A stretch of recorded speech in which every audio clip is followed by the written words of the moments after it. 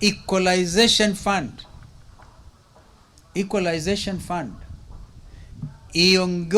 iongezwe kimarudufu, na subsidiary legislation inayohusu mambo haya yajadiliwe kikamilifu katika jumba la National Assembly na jumba la Senate, na hizo pesa 0.05% ziongezwe, ili kwamba wale ambao wako na idadi pia ya watu wasione kama wamewachwa nyuma, kila mtu apate haki yake.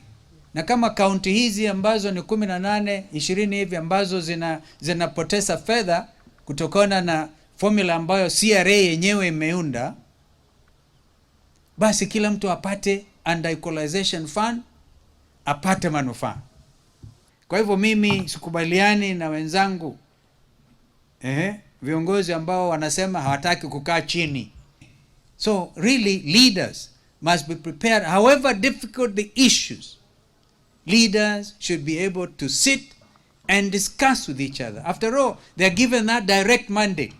Confront issues head on. Don't run away from a challenge. This is what I want to advise the Senate. And if they need me, niko pale mimi, I'll get them and sit and we agree. This is our country. We're going to live here. We are going to live in this country. Ili kwamba kila mtu apate haki yake. Isionekane huyu amedhulumiwa, huyu ako na shida, huyu amesaulika, huyu ananyimwa haki zake.